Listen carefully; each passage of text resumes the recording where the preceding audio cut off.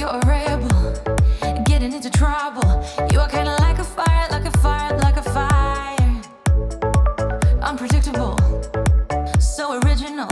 You are never backing down, backing down, backing down. That's what I like about you.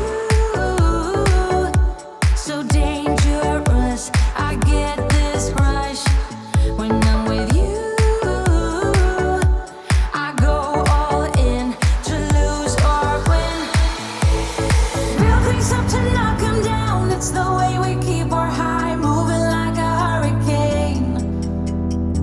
There will come a time for when we can wash away your sins, settle down, but until then, we're like a hurricane.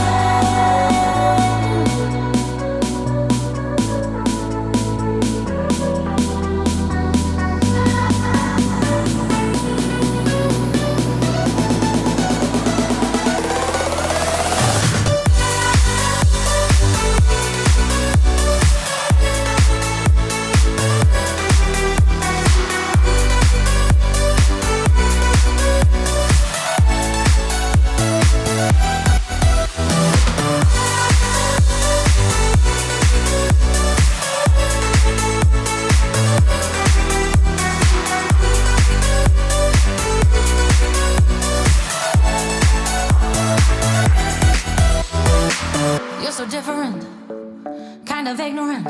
You don't care what people say, people say, people say. I'm going crazy for you, baby. Don't know how you're making me feel this way. What can I say? That's what I like about you.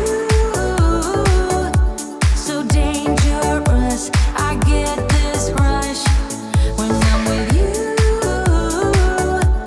I go all in to lose or win.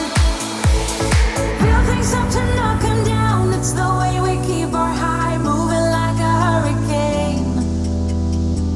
There will come a time for when we can wash away our sins, settle down, but until then, we're like a